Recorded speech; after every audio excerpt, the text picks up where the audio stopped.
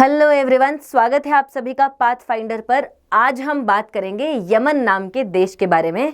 Of course इसका पश्चिमी हिस्सा हूथीज के कंट्रोल में है और हूथीज नाम की प्रजाति के ऊपर आज ही आपके पास ताज़ा खबर तो पहुंच ही गई होगी। यूएस और ब्रिटेन ने मिलकर 15 से ज़्यादा स्ट्राइक्स की हैं, लेकिन उसके बावजूद इन हूथी नाम के प्राणियों की ढिठाई देखिए। ये कहते हैं हमें इन स्ट्राइक से कुछ फर्क नहीं पड़ा, We will keep impounding Tel Aviv till Israel doesn't stop its activities। मतलब इजराइल हिजबुल्ला को मार रहा है, इजराइल हमास को मार रहा है। ये इतने मीलों दूर साउथ में बैठे हैं, बेगानी शादी में अब्दुल्ला दीवाना, और इनको यहाँ पर बैठे बैठे हम हमास और हिजबुल्ला के लिए फ़र्क पड़ रहा है, because these are part of axis of resistance of Iran. लेकिन इनके स्टैंड से एक बात जाहिर होती है, या तो इनको पता है कि अमेरिका की नेवी बड़ी कमज़ोर है, या तो इनको जियोपॉलिटिकल सिचुएशन अच्छे से समझ में आती है कि हाँ भैया, साउथ चाइना सी में अमेरिका को चाइना को रोकने के लिए अपने वेसल्स चाहिए, जिसकी वजह से अमेरिका इनके ऊपर शायद इतना ध्यान नहीं देगा। या फिर इनको इतना पता है इनके पीछे के जो मास्टर्स हैं, जो ईरान है, उसको रशिया चाइना का सपोर्ट है, तो ये कॉन्फिडेंट है कि इनके ऊपर कभी कोई बात नहीं आएगी, ये बच जाएंगे। या फिर ये खुद इतने ताकतवर हैं कि ये जानते हैं कि रशिया, चाइना, ईरान इनके सपोर्ट में आएंगे। And reality is actually a combination of all of these. Geopolitical situation तो भैया आपको समझ में आ गई, लेकिन अब चलते हैं why Houthis have become so powerful that even the US navy is a slight fearful of them। Even the US Navy right since last year is not able to control them। इस पर एक major discussion बहुत ज़रूरी है। उसके पहले एक बार discussion कर लेते हैं आज की स्ट्राइक्स कहाँ कहाँ पर हिट की है। ये अल होदेदा पोर्ट पर हिट की है, which is the most important port of the Houthis here. यहाँ से बहुत सारी मिसाइलें तेल अवीव और इजराइल की सिटीज़ जैसे ईलेट की तरफ गई हैं। अलॉन्ग विद दैट यमन की कैपिटल सना और धामर पर भी अटैक्स हुए हैं। लेकिन ऐसा पहली बार नहीं हुआ है। कहते हैं ना, हिस्ट्री रिपीट्स इटसेल्फ। पहले भी 2024 जनवरी में भी कुछ ऐसा ही हुआ। देखो, ये हूथीज पिछले साल से शिप्स पर अटैक कर रहे हैं। बाब अल मांड्रेब से जो भी शिप पास होता है towards Suez canal, the most important canal of the world, the most important trade route of the world, यहाँ इन शिप्स को अटैक करते थे कि इजराइल अपनी एक्टिविटीज़ अगर हमास के लिए नहीं छोड़ेगा गजा में, तो हम यहाँ इन शिप्स को अटैक करते रहेंगे। अब यूएस ने इनको रोकने के लिए यूएन सिक्योरिटी काउंसिल में जनवरी में एक रेजोल्यूशन, एक प्रस्ताव पारित किया। एंड दिस रेजोल्यूशन वाज 2722, ये कहते हुए कि यमन में हूथीज अपनी एक्टिविटीज़ को कंप्लीटली हॉल्ट करें। लेकिन ये लोग मानने वाले थे नहीं। ये तो आपने देखा, बड़े पावरफुल, बड़े कॉन्फिडेंट। तो यूएस ने अपनी पावर्स के साथ मिलकर ऑपरेशन प्रॉस्पेरिटी गार्डियन लॉन्च कर दिया कि हाँ भैया, ये ऑपरेशन प्रॉस्पेरिटी गार्डियन है, जिसमें हूथी कंट्रोल्ड यमन के अलग अलग हिस्सों में अटैक होता है। जुबेदा में होता है, किम्मा माउंटेन्स की तरफ होता है, नॉर्थ के माउंटेन्स की तरफ, खुदेदा की तरफ, तैज एयरपोर्ट की तरफ, धामर की तरफ, अलग अलग माउंटेन्स और एयरफोर्स के रेंजेस और एयरपोर्ट्स और पोर्ट्स पर अटैक हो रहे हैं। Still they didn't halt their activities। Rather ये शिप्स को डुबाने की भी कोशिश करते हैं। 2024 में जून में एक शिप था, this vessel was MV tutor, इसको डुबा दिया गया by the activities of the Houthis themselves। So this has not happened for the first time, but why their power has increased that much, इसको समझते हैं। लेकिन उसके पहले आपके लिए एक इंपॉर्टेंट अनाउंसमेंट, अगर आप पटना या बिहार से बिलोंग करते हैं तो आप अन अकेडमी के पटना सेंटर पर विजिट कर सकते हैं for counselling of UPSC as well as BPSC exam. इसी के साथ साथ अगर आप सीरियसली तैयारी के बारे में सोच रहे हो तो आप दिल्ली के करोल बाग सेंटर पर विजिट कर सकते हो फॉर इंग्लिश मीडियम। अगर हिंदी मीडियम है तो आप मुखर्जी नगर सेंटर पर विजिट कर सकते हो, और अगर आप दिल्ली के बाहर हो तो आप प्रयागराज में विजिट कर सकते हो for both English and Hindi medium. आपको कॉम्प्रिहेंसिव तरीके से तैयारी कराई जाएगी फाउंडेशन बैच होगा, उसके साथ में CSAT, करंट अफेयर्स, एसे, टेस्ट सीरीज, मेंटरशिप, सब पर फोकस करवाया जाएगा।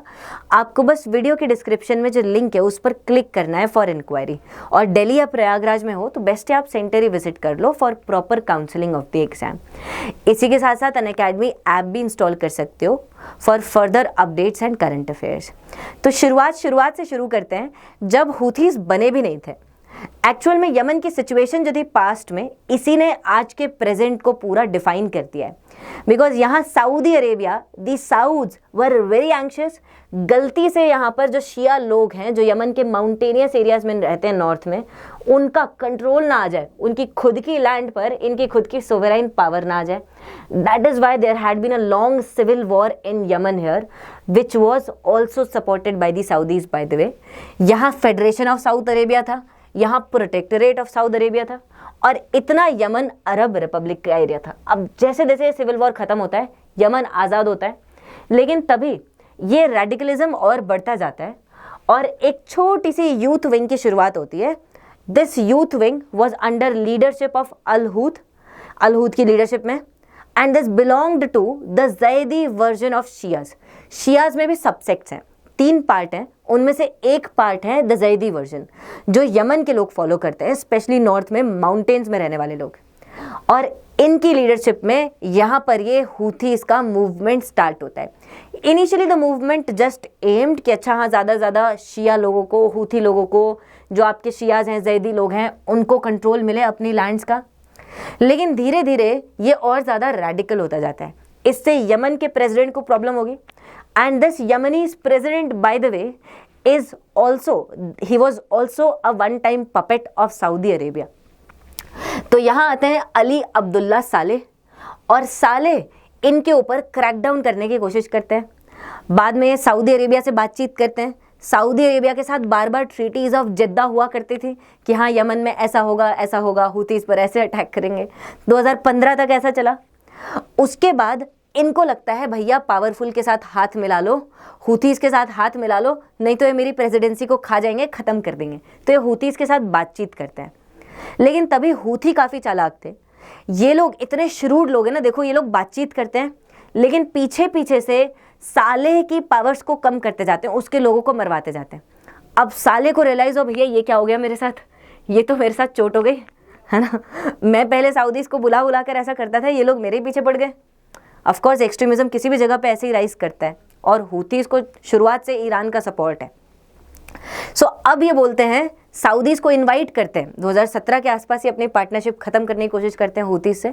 नेबर्स को इनवाइट करते हैं, सारे नेबर्स आ जाओ यमन को बचाने के लिए। उसके 2 दिन बाद हूथी इनको मरवा देते हैं, और उसके बाद पूरा यमन सिविल वॉर में कन्वर्ट हो जाता है। पूरा एक कत्लोगारत, एग्रेशन, बहुत सारी चीज़ें होती हैं। और तब जाकर नॉर्थ से रहने वाले, माउंटेन्स में रहने वाले लोगों ने ऑलमोस्ट पॉलिटिकल कैपिटल सना और पूरा यहाँ पर यमन पर एक स्ट्रॉन्ग कंट्रोल इस्टेब्लिश कर दिया in the western parts here, in the western regions, and also to some extent the northern and central regions. इतना ही नहीं, अब ये सऊदीज और यूएई के पीछे पड़ जाएंगे, इसको हम देखेंगे इन अ शॉर्ट वाइल। लेकिन उसके बाद आप देखो सऊदीज क्या करते हैं। दे इंश्योर मल्टीपल रेड्स यार, 24,000 से ज़्यादा रेड्स इंश्योर करते हैं। यूएई भी सऊदी के साथ इस वॉर में कूद जाता है, और यूएई भी यहाँ पर वेपन्स प्रोवाइड करता है। यूएवीज आइडेंटिफाई करता है। देखो अब होता क्या है, जब हूथीज पर अटैक आएगा तो ईरान शांति से तो बैठेगा नहीं, ईरान इनको हेल्प करेगा। अब यहाँ why Houthis became so powerful, there is a reason for it. Yemen crumble होता है, सना में इनका कंट्रोल आ जाता है। जितना पुराना यमन की मिलिट्री आर्मी का पूरा इंफ्रास्ट्रक्चर था, पूरा हूथीज कैप्चर कर लेते हैं, राइट। एक देश का पूरा इंफ्रास्ट्रक्चर इनकी कैप्चर में आ गया, डिफेंस इंफ्रास्ट्रक्चर, और ये डिफेंस इकोसिस्टम काफ़ी रोबस्ट था। जितना नेवल पावर्स होती है यमन की, because Yemen was a crucial naval power here, वो पूरा हूथीज कैप्चर कर लेते हैं। अब कैप्चर करके करोगे क्या पुरानी टेक्नोलॉजीज़ का? एक्चुअल में उसको इन्होंने रिवर्स इंजीनियर किया और ईरान का सपोर्ट हासिल किया, और उससे फिर नई मिसाइलें बनाई, और ये मिसाइलें बनाई, फिर ड्रोन आने लगे यहाँ पे, और फिर इनको ये फायर करते थे सऊदीज और यूएई की तरफ। अब यहाँ यूएस परेशान, क्योंकि सऊदी, यूएई, बहरीन, यहाँ यूएस का भी प्रेजेंस है। यूएस भी नहीं चाहता कि यहाँ पर एक शिया कंट्री, शिया पूरी कंट्री बन जाए, शिया का पावर राइज हो जाए। American are allies with the Sunnis of course, Saudi Arabia, UAE, सब परेशान, सब इनके ऊपर स्ट्राइक कर रहे हैं, ये रिटर्न में स्ट्राइक मार रहे हैं। जैसे रियाद में एक एयरपोर्ट था, वहाँ पे 2019 में इन्होंने स्ट्राइक कर दिया। That was the first time Saudis की कैपिटल में इतना क्लोज किसी ने अटैक किया हो। और फिर यूएई पर भी इन्होंने अटैक चालू कर दिए 2022 के आसपास।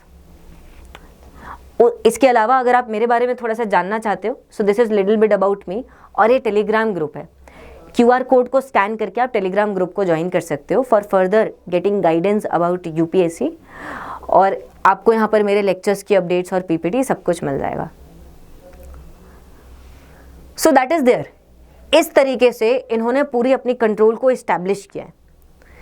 यहाँ this is a major route of course, Bab el Mandeb का स्ट्रेट, जहां से दुनिया भर का ट्रेड पास होगा। अब यहाँ ये सोमाली पायरेट्स और ये हुथीज दोनों पायरेसी की एक्टिविटी करेंगे, and Houthis also have become experts in controlling ships, in insuring piracy, in attacking ships.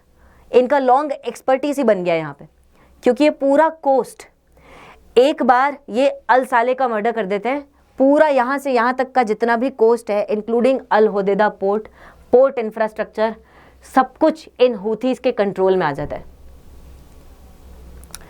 And these are the reasons why these have become a powerful stakeholder in this war. Hezbollah के बाद इन हुथीज का ही number आएगा, Israel फिर इनको भी निपटाने की कोशिश करेगा।